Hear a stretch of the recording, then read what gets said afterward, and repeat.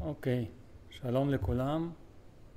אני רוצה להתחיל לדבר היום על נשירת שיער אצל נשים, כי בזמן האחרון, בתקופה האחרונה, הרבה מאוד פניות אני רואה בקרב נשים שחוות תסכול וחוות הרגשות לא נעימות, כל מה שקשור לנשירת שיער.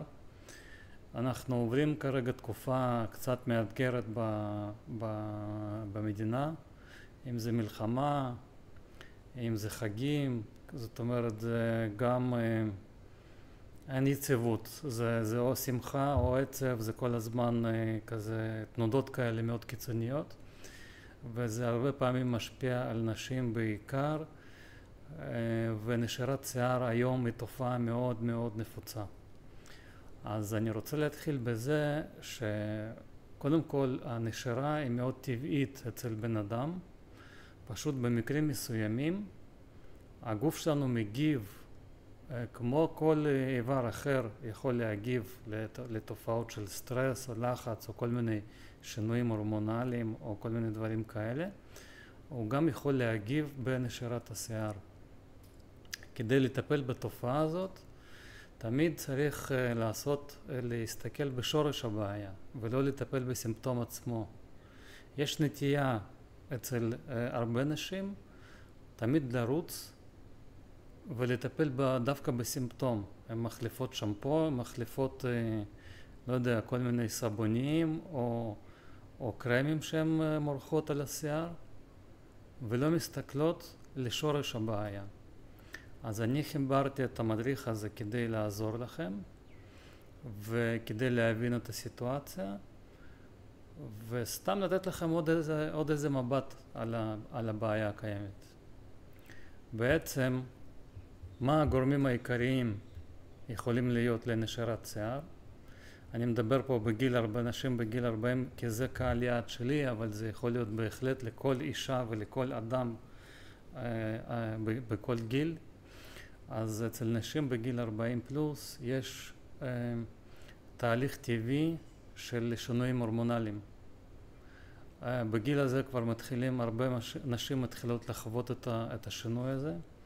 הרבה פעמים הוא מתחיל מאוד לאט, ואישה לא מבינה בעצם שהיא כבר מתחילה לחוות את השינוי ההורמונלי.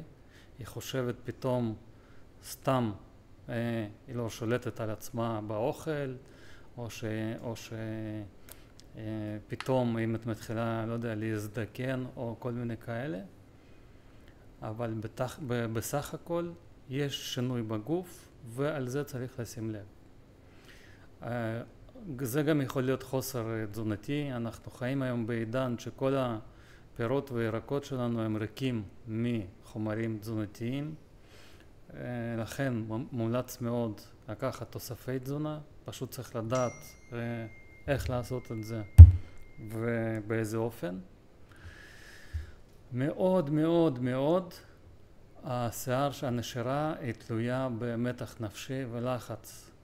לא סתם הזכרתי מקודם את התקופה שאנחנו חיים, אז נשירה זה מאוד תלויה גם בלחץ נפשי, וכמובן זה יכול להיות גם גנטי. יש נשים עם שיער דליל ומנסות ורוצות לשפר את זה כל החיים, רודפות אחרי כל מיני שיטות כדי לשנות את המצב, אבל זה נטייה גנטית ואין הרבה מה לעשות פה. אפשר כמובן לחזק את הגוף, אפשר כמובן לעשות עוד דברים שהם יעזרו, אבל אם יש נטייה גנטית מאוד קשה לשנות אותה.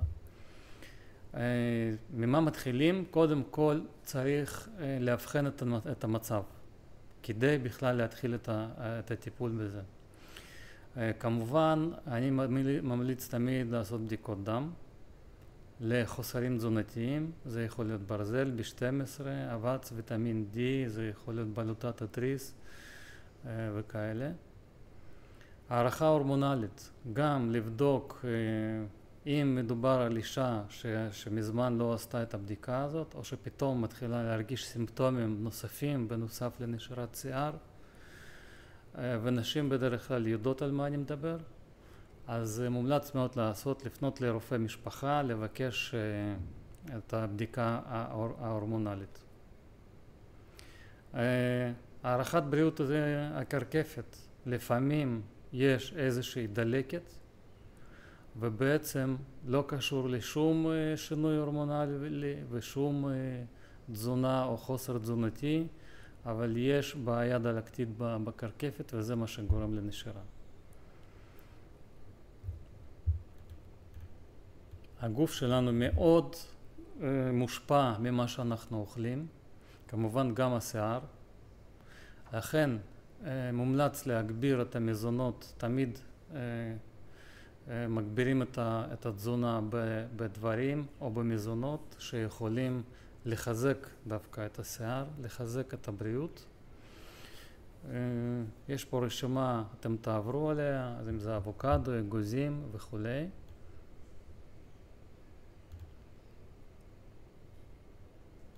ניהול אורח חיים מאוזן, כמו שאמרתי, שמאוד מושפע מלחץ ומסטרס. לכן חשוב מאוד להקפיד על שינה טובה, על מנוחה.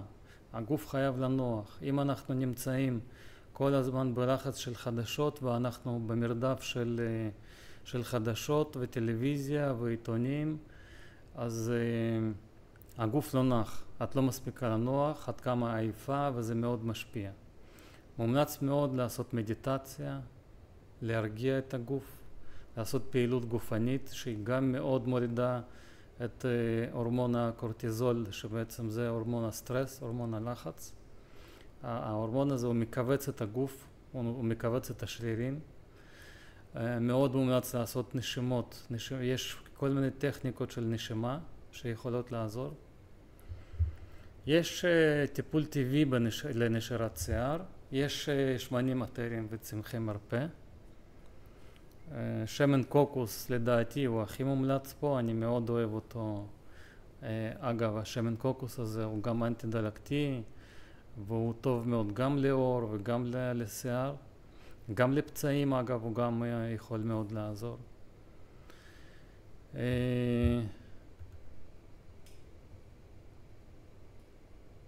על שינויים הורמונליים דיברנו, פעילות גופנית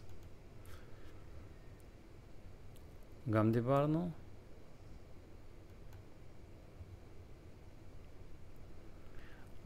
טיפול הוליסטי בנשירת שיער, אנחנו מדברים על גישה שמשלבת בעצם בין הגוף לנפש.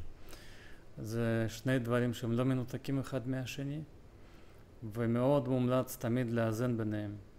זאת אומרת, אם אני מאוזן בגוף אבל אני לא מאוזן בנפש, כמובן שזה משפיע מאוד על הבריאות הכללית שלי. לכן מאוד צריך לשים את תשומת לב שלנו גם לפה וגם לפה.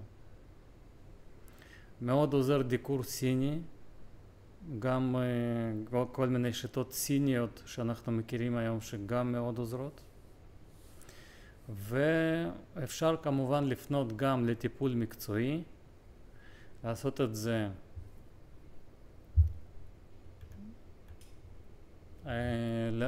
את זה דרך נטורופט או מישהו שמטפל בצורה טבעית. אני למשל מטפל ברפואה טבעית ואני מאמן גם לאורח חיים בריא. עושה את זה על ידי תזונה, פעילות גופנית, מדיטציה, כל זה ביחד. אני בדרך כלל מכין תוכנית אישית, מותאמת אישית לאישה או לכל לקוח. אנחנו ביחד יושבים וחושבים, מנתחים ביחד ומחליטים מה הכי נכון ומה הכי מומלץ לאותו בן אדם. לכן ממליץ לכם לפנות אליי. אפשר לפנות דרך וואטסאפ או דרך פייסבוק, מה שנוח לכם. ותשמרו על עצמכם בתקופה המאתגרת הזאת. תנוחו הרבה, תאכלו טוב ותעשו בדיקות. זה סוד ההצלחה.